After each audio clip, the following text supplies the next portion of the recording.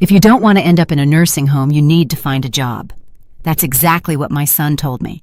He said it with such chilling nonchalance, without even blinking. I looked at him and smiled. But it wasn't a happy smile. It was the kind of smile you wear right before you die inside, or before you are reborn in absolute fury. I got up slowly, without a single word. I went to my small room, took my 22-inch blue suitcase, the same one I'd used when I first moved out of the house where I'd raised this man, and started packing the few things I had left. Clothes, a couple of books, an album of old photos, and a letter. 1 hour later, the silence was shattered by the deep roar of a powerful engine. A luxury car, black and gleaming, pulled up to the wrought iron gate. From the window, I watched Jasmine, my daughter-in-law, peek out, her brow furrowed. Marcus approached the gate and shouted, "What on earth is that car doing here?" I didn't answer. I just picked up my suitcase.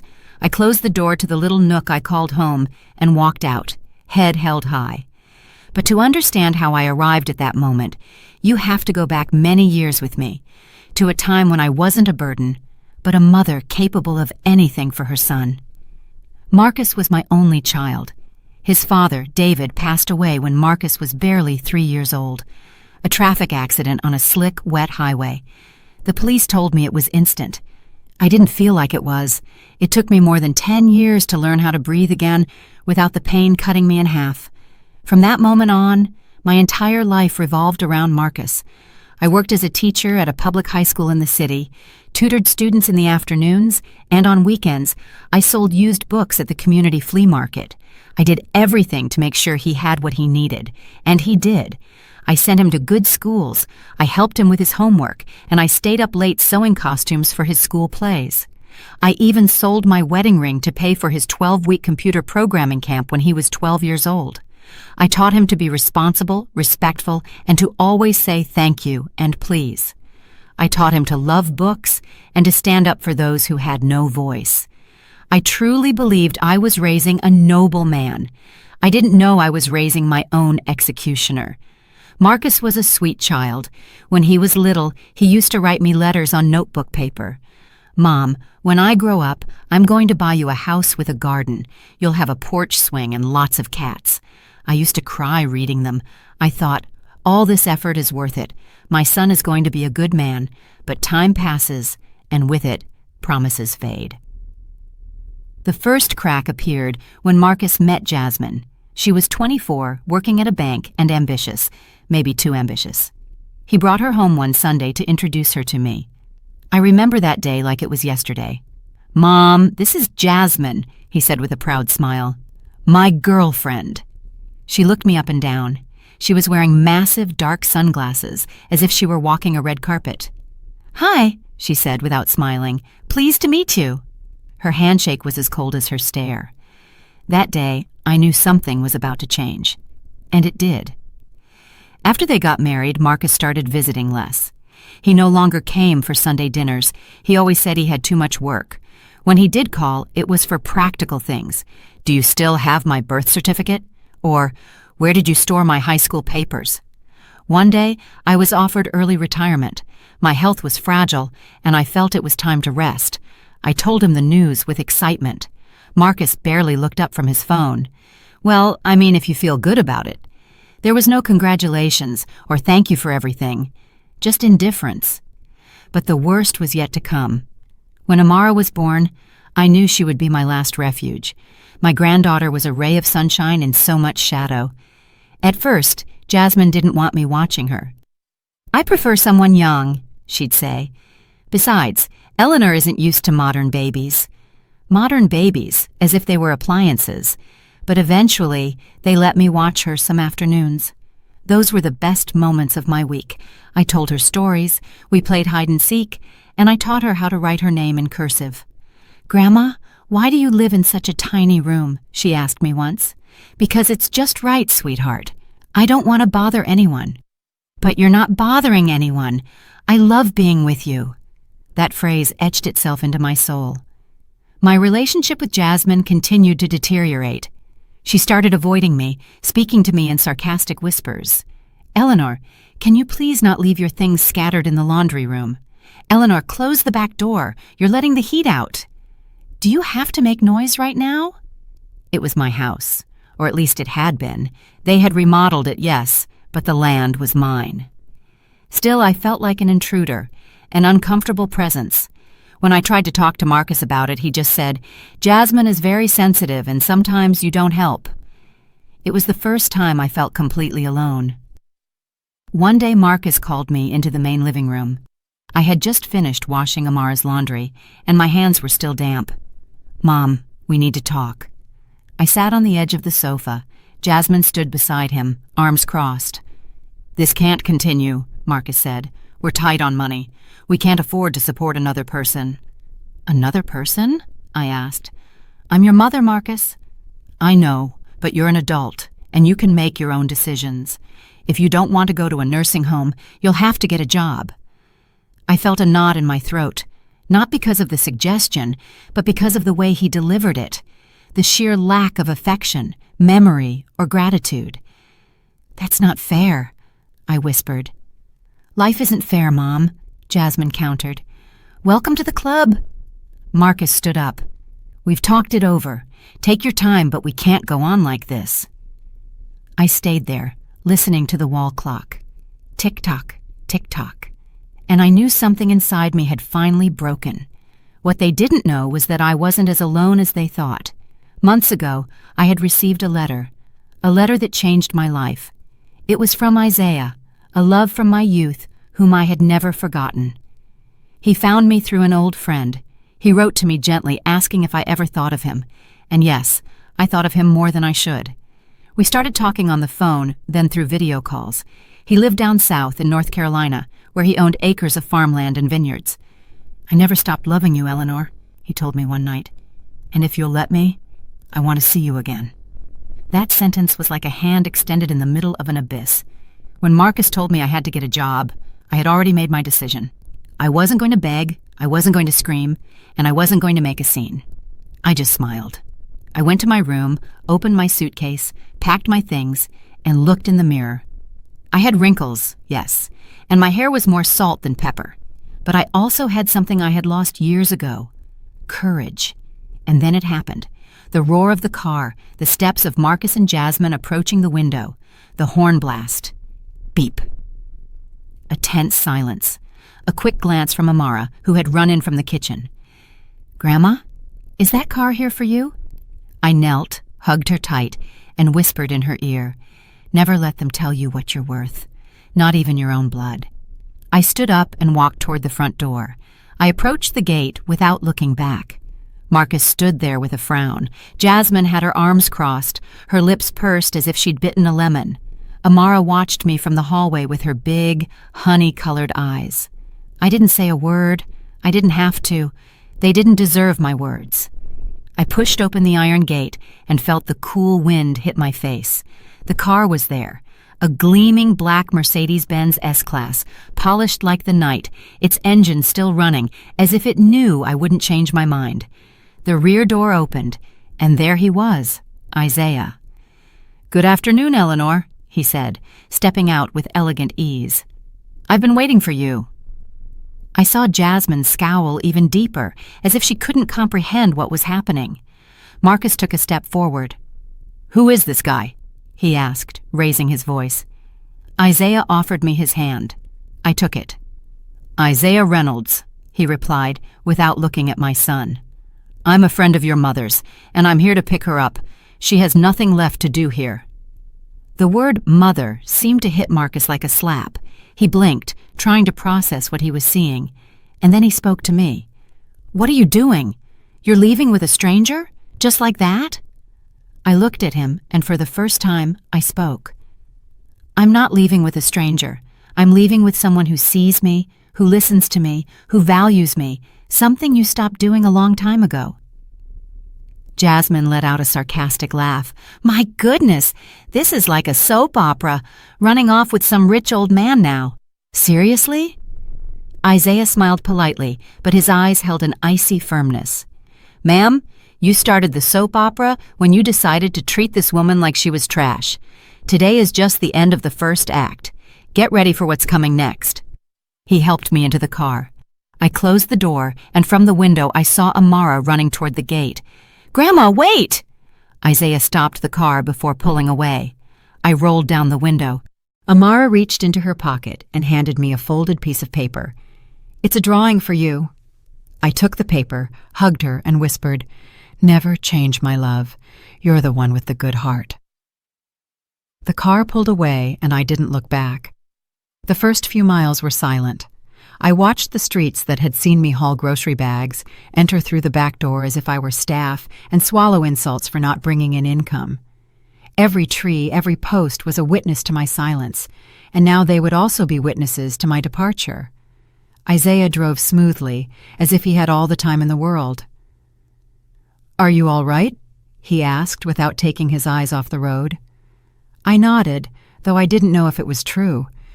"I don't know if I'm all right, but I'm awake, and that's a miracle." He smiled. He took my hand gently. "Do you want to go straight home, or do you want to stop somewhere first?" "Do you have time?" "I have a lifetime." I laughed. After so much time, I laughed for real, and that's when I knew it. I was no longer the woman who walked with her head bowed. I was someone else.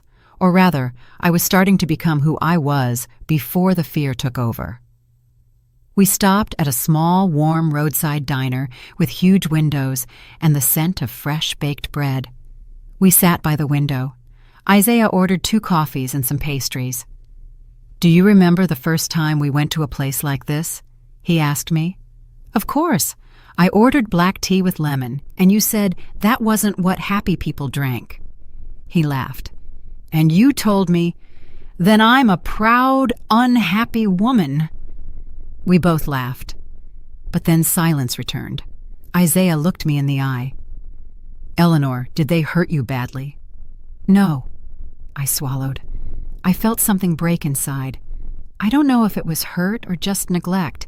It was years of small things, glares, comments, closed doors, favors that turned into debts. I was slowly fading away, Isaiah, like a candle that burns down without anyone noticing. "I noticed," he said, and in that moment, I burst into tears. I cried for everything I had silenced, for every Sunday I ate alone, for every time I pretended not to hear Jasmine call me a nuisance, for every hug Amara wanted to give me that her mother blocked, for every promise Marcus forgot. Isaiah didn't say anything. He just held my hand. And right there, I understood that sometimes silence doesn't hurt. Sometimes it heals. Hours later, we arrived at his house.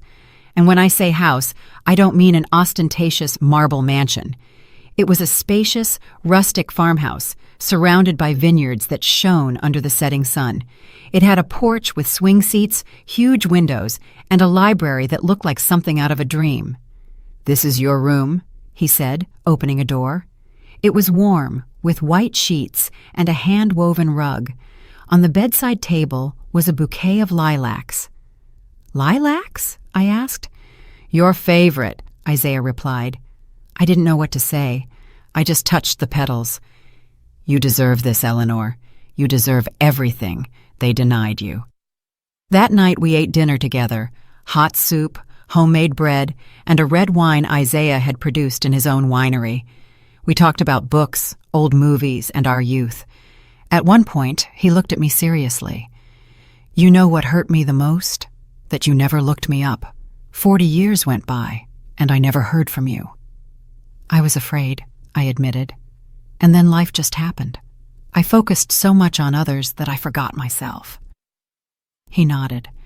"But now you're here, and I promise you, as long as I have breath in my body, no one will ever make you feel invisible again." The following days were a balm. For the first time in decades, no one was yelling at me. No one was correcting how I hung the laundry, or for leaving a light on, or for reading late. I was free. And in that freedom, I started to remember who I was. I started writing small stories, poems, and random thoughts again. Isaiah encouraged me, read my work, and asked me questions. Sometimes he woke me up with coffee in bed, other times with wild flowers. But like everything in life, the past doesn't always stay behind. One afternoon, as I was reading on the porch, my cell phone vibrated. It was an unknown number. Hello? Silence. Then a voice I recognized instantly. Mom, it's Marcus. I froze. What do you want? Can we please talk? I don't know if I have anything to say to you. Please, it's important. I sighed. Something in his tone unsettled me. It wasn't arrogant. It sounded vulnerable. Tell me. Jazz left me.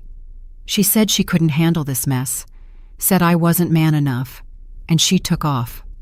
She left me with the house. And Amara. I had to sit down. The world seemed to be spinning backward. And what does that have to do with me? I don't know what to do. Amara cries all day. She asks about you. I can't handle all of this. I feel lost. There was a long pause. I could hear him breathing. I need you, Mom. I remained silent. I had waited years for that phrase. But now it didn't hurt.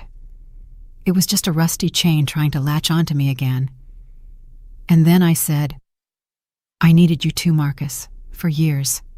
And you weren't there. I know. I messed up. I was an idiot. Don't tell me. Show me. Because if you want me to come back, it won't be to that little room, and it won't be to your contempt.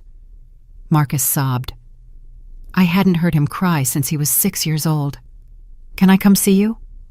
I thought for a moment and said what I never thought I would say. Yes, but don't come alone. Who do you want me to bring? Bring Amara. She has every right to see me. You'll have to earn yours. The morning sun illuminated the vineyards, but my heart was torn between calm and anxiety. I had agreed to see Marcus, not because I trusted him, but because my granddaughter Amara deserved to know I hadn't abandoned her. Isaiah watched me from the porch as he drank his coffee. Are you sure you want to see them? I nodded, though I was shaking inside, not because of him, but because of her. Isaiah put down his cup, walked over, and stroked my cheek. Whatever happens, I'll be right here. You are not alone, Eleanor. Not anymore. I took a deep breath, and I waited. At 11:30, the same family car that had seen me silenced so many times pulled through the wooden gate. Marcus got out first. He was no longer the arrogant, haughty man of weeks prior. Dark circles under his eyes betrayed sleepless nights, and his wrinkled shirt seemed to hang loose on his body. Amara got out next. She ran to me without a second thought. Grandma! I hugged her with a strength I didn't know I had. Her hair smelled like almond soap, and her body trembled with emotion. I thought you didn't want to see me anymore, she whispered. Never, my love. Never think that again. Marcus watched us from a few feet away, unsure what to do with his hands or his guilt. Can we talk? He finally asked. I looked him straight in the eye. 10 minutes, that's all. We sat on the porch. Isaiah discreetly took Amara inside and offered her juice and cookies. Through the window, I saw her telling him something, moving her hands like wings. My granddaughter was happy, and that gave me strength. Marcus sat across from me. He fidgeted uncomfortably, as if the seat were burning him. I don't know where to start, he said. Then don't start. Just be clear. He swallowed. You're right about everything. I failed you. I allowed things I never should have allowed. I let Jazz humiliate you, make you feel like a burden, and I ignored it. I focused on my job, my daughter, and I pushed you aside. No, you shoved me aside. There's a difference. He lowered his gaze. He looked defeated. I know I have no excuses, but I'm here because I'm alone and because I only now understand what you did for me for years. And you only just realized that? Yes. When I saw myself washing dishes, cooking, finding clothes for Amara, taking her to school, and enduring her crying, I understood. I understood that you did all of that, and I never appreciated it. Silence. I'm sorry, Mom. I kept looking at him. He was my son, the one who called me his queen when he had a fever and I read him stories. And at the same time, he was the man who allowed his wife to treat me worse than a maid. Both truths coexisted, and they hurt. I don't know if I can forgive you, but I can listen to you. That's a start. We spent the afternoon in the garden. Amara played with Isaiah, who was teaching her how to plant a small vine.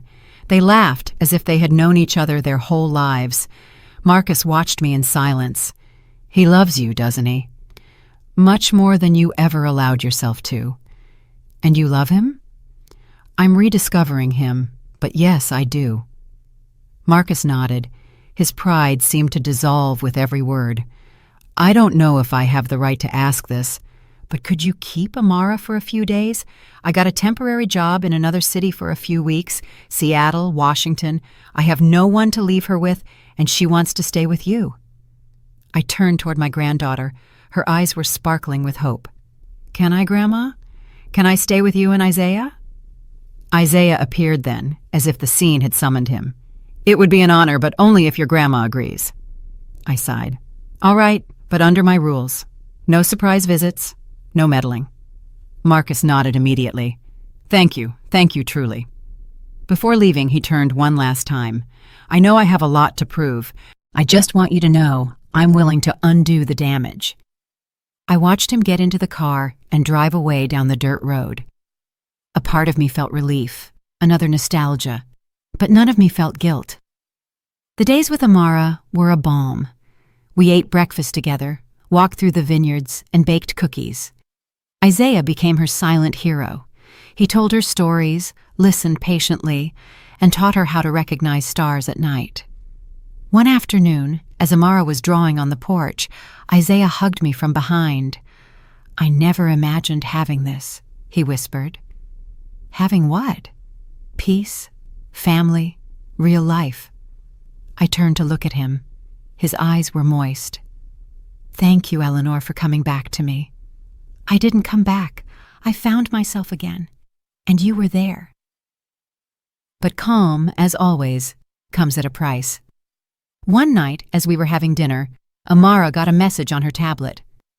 It's my mom, she said without looking up. She wants to know if I'm okay, and she told me something weird. What? She said Dad is seeing a girl, that he now has someone to leave me with, and that maybe he won't need me anymore soon. Isaiah and I exchanged glances. How do you feel about that? I asked her. Sad, but I don't want to go back. I'm happy here. I hugged her. You will always have a place here, my love. Always. But something sparked in me. Jasmine. That woman couldn't let go of control, not even from a distance. And if Marcus was starting to rebuild his life, who was to say he wouldn't repeat his mistakes?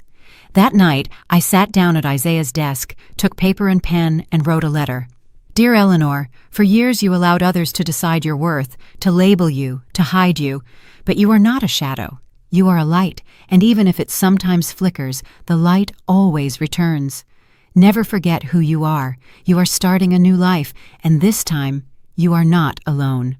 I folded the paper and put it in a small box next to a photo of Amara and me.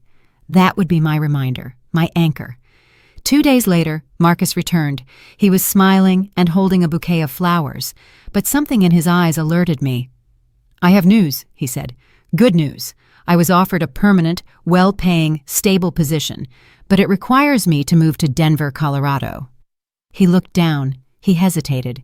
She can come with me, or if you want, you could come too. The proposal hit me like a slap. Are you asking me to leave my life, my home, to come live under your wing again? Not under my wing, as a family, together. You can help me with Amara. You can have your own space. It wouldn't be like before.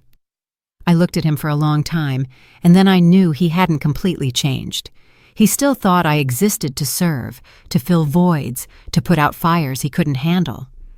I stood up. Thank you for the offer, but no. And Amara? She can decide, but I won't dim my light again. That night, as I prepared dinner for Amara, I sat next to her. Your dad wants to move and take you with him. And you? I'm staying because this is my life now, but you get to decide. Amara cried. She hugged me tightly. I want to stay with you. Are you sure? Yes. I feel loved here. Over there, I feel forgotten. Isaiah appeared at that moment, bringing freshly baked bread. Is there room for one more? Amara smiled, and for the first time, I knew we were okay, that we had broken the cycle. The morning began with the chirping of birds and the scent of coffee that Isaiah was brewing. Amara was still asleep in the room we had decorated together, full of soft colors and storybooks. It felt like a dream to have built this refuge, this home where love wasn't a debt, but a choice. But dreams, I knew well, could be fragile. Isaiah approached me with 2 cups in his hand and an expression that made me frown. "This came for you," he said, handing me a beige envelope with no return address. I took it cautiously. It wasn't unusual for a neighboring winery to send invitations to events, but when I opened it, I realized it wasn't that.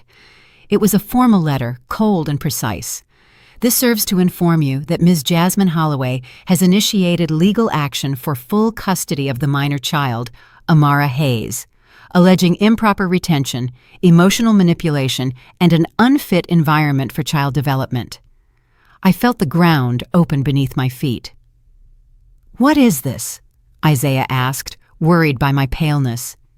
"Jasmine is accusing me of kidnapping my granddaughter." Isaiah read the letter, his jaw tightening. "It's a dirty play, but I'm not surprised. I knew something like this might happen." "What do I do now?" I asked, feeling vulnerable for the first time in weeks. "We call someone.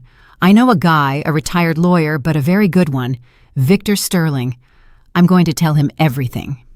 That same afternoon, Victor came to the farm. A man in his late 60s with a calm voice, firm hands, and a sharp gaze. He listened to my story without interrupting, taking notes, observing, and analyzing every detail. "They have a child in common, but the mother is using the system to manipulate the situation," he concluded. "This won't be easy, but we have a case." "Can she take Amara away from me?" I asked, my voice cracking. Victor took a deep breath. "Only if Amara wants to go with her, or if she can prove you're unfit. But from what I see, there is nothing here that indicates danger. On the contrary, Jasmine can lie. She's done it before. And we're going to tell the truth and prove it." I felt supported. For the first time, someone was talking to me about justice, not resignation. That night, the 3 of us ate dinner together. Amara noticed something different in the air. "Did something happen?" she asked, stirring her noodles with her fork. I looked her in the eyes. I didn't want to lie to her, but I didn't want to burden her with worries that weren't hers. "Your mom wants to see you, and she's a little upset because you didn't go back with her." Amara looked down. "She's mad because I want to stay with you." "Maybe, but it's not your fault. You have the right to choose where you feel happy." She got up, hugged me tight, and whispered, "I don't want them to take me away from here." And my heart broke. Isaiah took her to bed. When he came back, he found me on the porch, smoking a cigarette after years of quitting. "I don't want to lose everything again," I told him. "You won't lose anything. Now you have someone who supports you, and you are not alone, Eleanor. This time, we're going to fight together." He was right. The following days were a whirlwind of hearings, social worker visits, and psychological interviews. Amara responded with unexpected maturity. She firmly stated that she felt cared for, loved, and respected in our home, and that in her previous house, no one listened to her, and her mother was always absent or in a bad mood. The psychologist wrote a clear report. The minor expresses a strong emotional bond with her grandmother, Eleanor Hayes, with whom she reports feeling protected, understood, and happy. No emotional manipulation was detected. It is recommended to preserve the stability of the current environment. When Victor read it to me, I couldn't help but cry. It was the first time a legal document had stated something I already knew. Amara wasn't being held. She was safe. Days later, we were called to the courthouse. Jasmine arrived, impeccably dressed, with her lawyer and her mask of a dethroned queen. I arrived with Victor and Isaiah, my heart racing. Amara did not attend, per the judge's recommendation. The judge read the reports and listened to the lawyers. The tension was palpable. "Miss Jasmine Holloway," he finally said, We find no grounds to revoke the temporary custody granted to Ms. Eleanor Hayes as a provisional caregiver. The minor has clearly expressed her wishes. Therefore, custody will remain as is, and scheduled supervised visits will be established for you." Jasmine gritted her teeth. Her lawyer put a hand on her arm to calm her. "This isn't over," she told me on her way out. "You don't know what I'm capable of." I looked at her with a peace she couldn't understand. "Yes, I do. That's why I'm not afraid of you." That night, we had a special dinner. Isaiah cooked his famous meatloaf. Amara made an improvised cake with frosting and cookies. We laughed as if we had defeated a dragon. In a way, we had. After tucking Amara in, Isaiah and I sat on the porch. "You were a lioness today," he said. "I felt alive today for the first time in a long time." He took my hand and kissed my fingers. "I love you, Eleanor, just as you are, and I want everything with you." I looked at him. My chest filled with something new, not gratitude or dependence, but love, free and chosen. I never thought love could feel like this after so many years, after so many wounds. With Isaiah, it wasn't just companionship. It was freedom. It was knowing that someone looked at me and truly saw me. For weeks we lived in a tense calm. Jasmine's threat seemed to have evaporated after losing in court, but deep down, I knew she hadn't given up. That woman didn't know defeat. She only knew how to hide and attack again. And that attack didn't take long. It started with small signs. One day, the principal of Amara's school called me. "Ms. Hayes," she said in a worried tone, "we received a request for a change of legal guardian. It says you are no longer authorized to pick up Amara." The request came signed by Jasmine Holloway, but it has no judicial backing. Of course, we won't allow it, but I'm notifying you because this is serious. I hung up, my hands shaking. I sat on the edge of the bed with a sense of absolute vulnerability. Isaiah, seeing me, knelt in front of me. "Her again." I nodded. "She's trying to slowly remove me from Amara's life, from the background.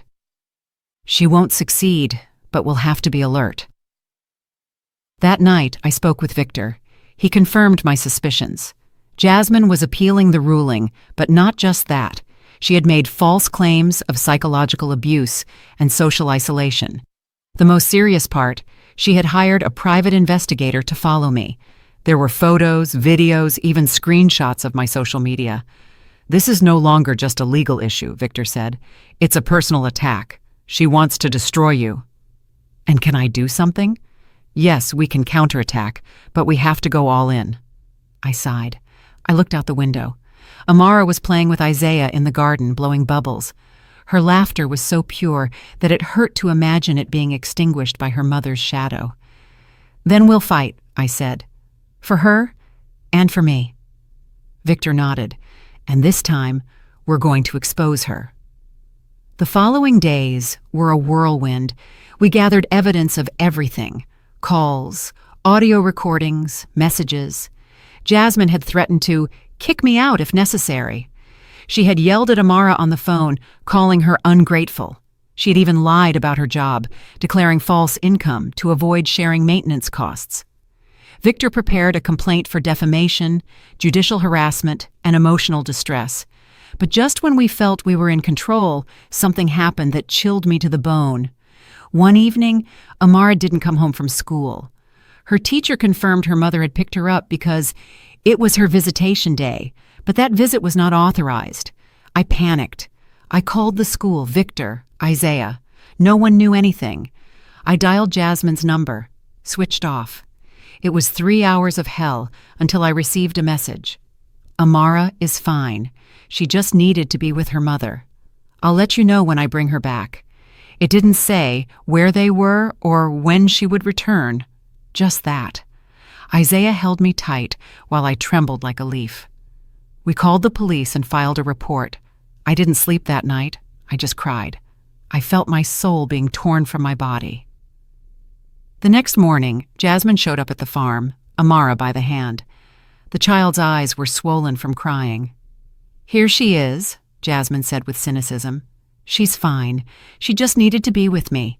You're not her mother, Eleanor. You can't forbid me from seeing her. You didn't have permission. That was kidnapping. Oh, please, dramatic as always. Look at her. She's alive. No. Amara pulled her hand away and ran to me.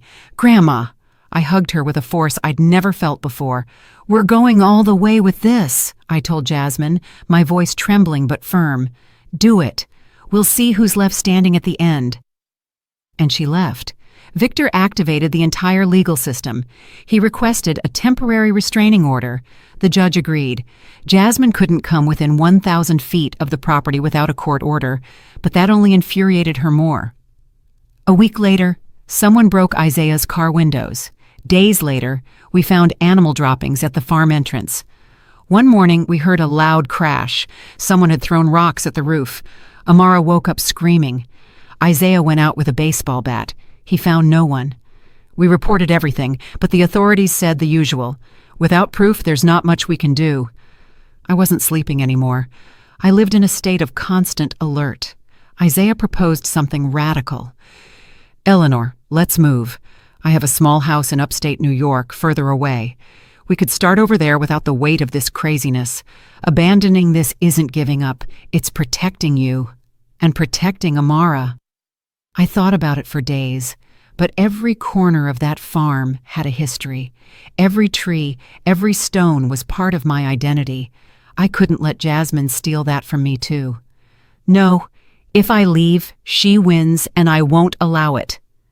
Isaiah nodded. He didn't pressure me, but I understood that the exhaustion was catching up to him too.